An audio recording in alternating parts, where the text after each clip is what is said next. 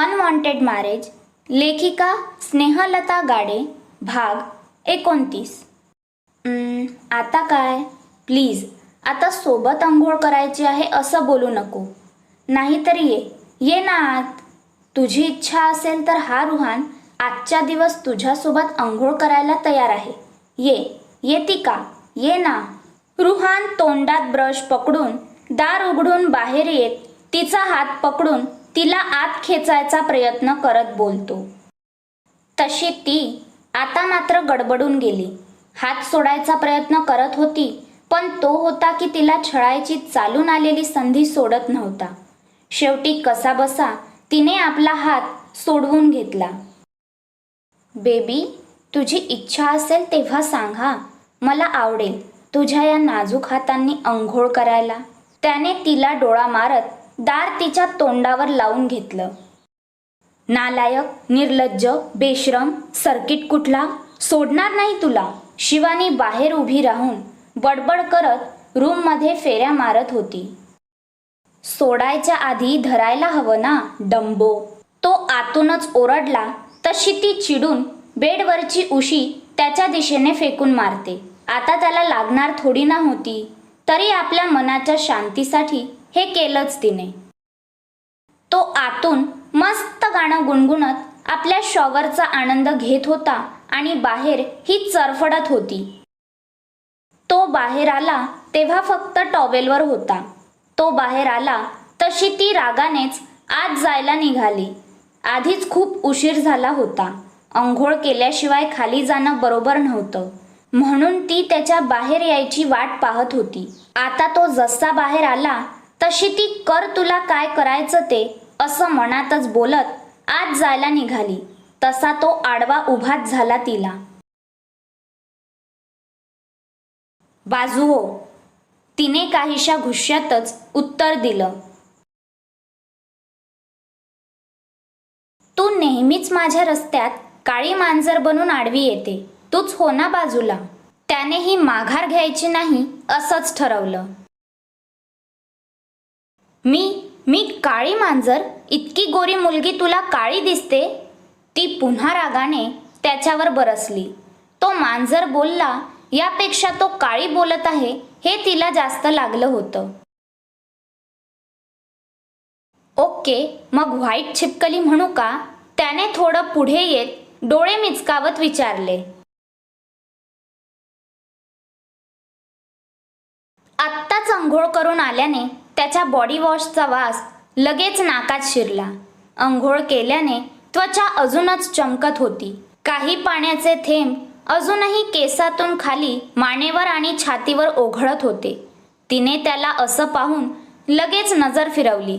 समोर अगदी गोड स्माईल करत तो उभा होता. त्याचं ते कातील हसू पाहून तर तिचं हृदय जोरजोरात धडधडू लागलं. अचानक तिचा हात तिच्याच हृदयावर गेला, जे सध्या 100च्या स्पीडने धावत होतं. मनातच ऑल इज वेल म्हणत ती आपल्या धडधडणाऱ्या हृदयाला शांत करू पाहत होती. तेवढ्यात त्याचे ते व्हाईट छिपकली शब्द पुन्हा मेंदूच्या अणुरेणूपर्यंत पोहोचलेच. पांढरी पाल, मी पांढरी पाल वाटते तुला? शिवानी आता त्याच्या अंगावर धावून जात बोलू लागली आणि त्याच वेळी तिचा पाय नेमकाच खाली असलेल्या डोअरमॅटवरून घसरला आणि ती जाऊन त्याच्या अंगावर पडली. आता तिचे हात त्याच्या गळ्यात गुंफले होते आणि डोकं त्याच्या उघड्या छातीवर विसावलं होतं. त्याच्या हृदयाचे ठोके ऐकून अजूनच पोटात खड्डा पडला. इतकं काय ग सारखं जवळ येण्याचा बहाणा शोधत असते? सरळ सांग ना, प्रेमात पडली माझ्या. त्याने तिच्या भोवती आपली मिठी घट्ट करत अजूनच छेडलं. प्रेमात आणि तुझ्या? तोंड बघ आरशात. तिने बाजूला होत डोळे वटारून बोलली. तसा काही न बोलता हसला तो फक्त. तिने लगेच नजर फिरवली. जणू आता आपल्याला काय वाटतं ते त्याला कळून द्यायचं नव्हतं. हो ना बाजूला. तो तसाच दारात उभा राहून तिला एकटक पाहत होता, म्हणून आता पुन्हा ती आत जाण्याचा प्रयत्न करू लागली. आधी प्लीज बोल, तर जाऊ देईल. त्याने मस्त हाताची घडी घालून दाराला टेकून उभं राहत सांगितलं. प्लीज आणि तुला, ती वाकडं तोंड करत म्हणाली. मग सोडू का? सांग, सोडू टॉवेल? त्याने आपल्या अंगावर असलेला एकुलता एक कपडा पण काढायची धमकी दिली. ती काही बोलायला जाणार तोच बाहेरून दरवाजा वाजवण्याचा आवाज आला. वहिनी, वहिनी उठा, खूप उशीर झाला आहे. बाहेरून वेदिका आवाज देत होती. तशी तिची नजर घड्याळात गेली. 10 वाजत आले होते. आता घरात काय विचार करतील सगळे म्हणून आत्ताच टेन्शन आले होते. हो हो आले, थोडा वेळ लागेल, येतच आहे खाली. ती दाराकडे पाहत आतूनच ओरडली. तो काही जागचा हल्ला नव्हता म्हणून आता तिने डोळे घट्ट मिटून पुन्हा उघडले. प्लीज बाजूला होतो का? प्लीज. तिने ओढून ताणून चेहऱ्यावर हसू आणत बोलून दाखवलं. तसा तो अगदी आज्ञाधारी बालकासारखा बाजूला झाला. तिने आत जाताच जोरातच दार लावून घेतले आणि तो मात्र जोरजोरात हसायला लागला. लागे रे लागे रे लागे रे नयनवा, लागे रे जब से तेरे नैना मेरे नैनों से लागे रे, तब से दीवाना हुआ, सबसे बेगाना हुआ, रब भी दीवाना लागे रे. त्याचं आपले कपडे अंगावर चढवत गाणं जोरजोरात बोलणं सुरूच होतं. दिवाना नाही, मला तर पूर्ण वेडा वाटतो. बेगाणा कसला, वाटाण्याचा दाना वाटतो. मूर्ख, बेअक्कल कुठला. ती मात्र बडबड करतच त्याला शिव्या द्यायचं काम करत आपली अंघोळ करत होती. तो मात्र आपली तयारी करून खाली निघून गेला. चेहऱ्यावर तिला सतावल्याने गोड हसू होतं. कधी नव्हे ते आजच्या दिवसाची सुरुवात त्याची खूप छान झाली होती. रुहान फोनवर बोलतच नाही कोणाला तरी ओरडत खाली आला होता. बरीच कामं खोळंबली होती. काही मीटिंग्स अर्जंट बेसिसवर होत्या, त्याही डिले झाल्या होत्या म्हणून त्याची चिडचिड सुरू होती. कामाच्या बाबतीत तसा तो अगदी सिरियस मोडवर असायचा. आताही कोणत्या तरी लहानशा चुकीवर त्याची अक्कल काढायचं काम चालू होतं. भाई फक्त दिसायलाच हॉट नाही तर बोलायला पण सुपर हॉट आहे. समोरच्याला नेहमीच जाळायला निघतो. वाटलं होतं आज भाभीच्या प्रेमाने थोडा तरी लाजत हसत खाली येईल, पण कुठलं काय, हा तर अजूनच चिडला आहे. यांच्यात सगळं नॉर्मल आहे ना? वेदांत हळूच रुचिताच्या कानात कुजबुजला. हळू बोल, नाहीतर भाई आपल्याला नॉर्मलवरून अबनॉर्मल करून टाकेल. रुचिता तोंडात सँडविचचा घास कोंबत बळेच हसत बोलते. तसा बिचारा आपला नाश्ता करू लागला तरीही अर्ध लक्ष त्या हॉट दिसणाऱ्या हॉट पर्सनवर होतच. आजी, आज मला जावं लागेल, बरीच कामं आहेत, सो प्लीज आता अजून थांबवू नको. रुहान आपल्या आजीच्या पायाजवळ वाकत आशीर्वाद घेत बोलतो. तसा त्यांनी आशीर्वाद देत मानेनेच होकार दिला. तसा तो जाऊन आपल्या जागेवर बसला. सुनबाई आणि तू सोबत निघा. आम्ही तुमच्या निघण्याची तयारी करायला सांगतो. बाकी सगळे पण सोबतच निघतील. जाताना आई अंबाबाई आणि ज्योतिबाचं दर्शन घेऊन निघा. इतकं शेवटचं फक्त ऐका आमचं. आजी रुहानला बोलतात.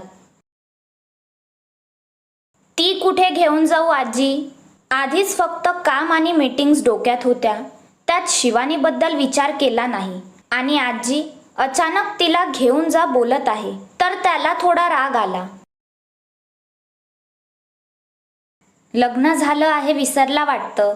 करताना विचार नाही केला आणि आता लाज वाटते का 4 माणसात घेऊन मिरवायची? काकी शेवटी खोचकपणे बोललीच. तसे त्याच्या त्या गोऱ्या चेहऱ्यावर लगेच नापसंतीचे भाव उमटले. तो काही बोलणार तोच इरावती यांनी त्याला डोळ्यांनीच गप्प बस म्हणून इशारा केला. तसा तो जरा रागातच आपला नाश्ता घेऊ लागला. आदळआपटवरून कळत होतं तो सध्या रागात आहे. रुहान, आपले काही बिझनेस पार्टनर आणि इन्व्हेस्टर्स आहेत. त्यांच्यासाठी पार्टी ऑर्गनाईज करावी लागेल. आता मीडियामध्ये इतका मोठा इश्यू करून ठेवलाच आहे लग्नाचा, तर मग ते करावंच लागेल. उगाच 4 माणसात खाली पाहायचं नाही मला. आधीच तुझ्यामुळे मेहता यांना दिलेला शब्द मोडावा लागला मला. लग्न खेळ वाटला तुला, पण आता मला किती आणि काय उत्तर द्यावे लागतील याचा विचार केला आहेस का? रुहानचे बाबा जरा उखडत्या स्वरात बोलतात.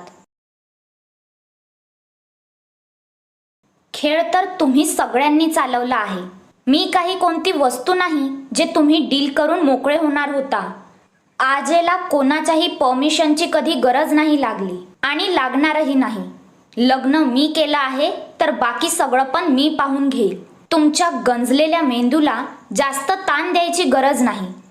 रुहानने चिडून स्पून प्लेटमध्ये जोरात आपटत उभा राहत बोलतो. तोंड सांभाळून बोल. बाप आहे मी तुझा. बोलताना विचार करून बोलत जा. तेही तितकेच चिडून बोलतात. आधीच हे लग्न काही केल्या त्यांना मान्य नव्हतं, म्हणून सगळा राग निघत होता. बाप, सिरियसली आपल्याच मुलाचा सौदा करायला निघालेला बाप म्हणायचा आहे का तुम्हाला? सूचकपणे रुहान बोलून गालात हसला. बास झालं. काय चाललं आहे तुमचं? घर आहे, त्याला आखाडा बनवायची गरज नाही. आजी गरजल्या तसे सगळेच शांत बसले. काकी मात्र खूप खुश वाटत होती. रुहान चिडून निघून जाणार तोच समोरून पायऱ्यांवरून उतरून खाली येणाऱ्या शिवानीवर नजर खेळली. तिच्या पायातल्या पैंजणांचा आवाज घरभर घुमत होता. पर्पल रंगाची एम्ब्रॉयडरी असलेली साडी घातलेली होती. वन साइड पदर सोडलेला. गळ्यात त्याच्या नावाचं मंगळसूत्र सोडलं तर अजून एकही दागिना नव्हता. केस मोकळे सोडल्याने तिचे ते रेशमी केस हलकेच वाऱ्याने उडत होते. काही बटा गालावर उगाच रेंगाळत होत्या. डोळ्यातलं काजळ लांबूनही उठून दिसत होतं. कानातले झुमके तिच्या चालण्यासोबत डुलत आहेत असं वाटत होतं. चेहऱ्यावर हलकी भीती दिसून येत होती. नजर कधी खाली तर कधी सगळ्यांकडे होती. तो फक्त तिला पाहत होता. वहिनी, झोप झाली ना? नाही म्हणजे मच्छरने जास्त त्रास तर नाही ना दिला? तिला पाहून शेवटी वेदांत बोललाच. मच्छर? नाहीतर मच्छर नव्हतेच मुळी. शांत झोप झाली माझी. त्रास अजिबात नाही झाला. त्याच्या बोलण्याचा अर्थ तिच्या डोक्यावरून गेला होता, म्हणून अगदी सहज उत्तर देऊन मोकळी झाली. पण वेदांत, ज्याला मच्छर म्हणून उपमा देऊन मोकळा झाला होता, तो मात्र आता त्याला खाऊ का गिळू नजरेने पाहत होता. तशी वेदांतने लगेच नजर चोरली. खरंच ही मिठाईची दुकान देव अक्कल वाटत होता तेव्हा मिठाई पॅक करत होती. हे पार्सल मलाच द्यायचं होतं का देवा? रुहानने मनातच तिला पाहून नकारार्थी मान हलवली. श्रीमंती पाहून डोळे फिरले वाटतं. लगेच 2 दिवसात रंग दाखवायला सुरुवात केली. सूर्य डोक्यावर आला तेव्हा दिवस उगवला. ताई जरा सांभाळून, नाहीतर सून डोक्यावर बसायला वेळ नाही लागणार. काकीने शिवानीकडे पाहून लगेच मारायचा तो टोमणा मारलाच. ते ऐकून शिवानी गप्प झाली. चूक तिची होती म्हणून ऐकून घेत होती. पण त्यांचं ते असं बोलणं ऐकून लगेच डोळे भरून आले. नेमकं ते रुहानने पाहिलं आणि त्याच्या हृदयात कळ निघाली. तिच्या डोळ्यात पाणी पाहून त्यालाच ते असह्य होऊ लागलं. काकी काय आहे ना, इतकी सुंदर हॉट बायको असताना मी थोडी ना तिला झोपू देणार आहे. माझ्यासारखा रोमॅन्टिक हबी असताना ते शक्य तरी आहे का?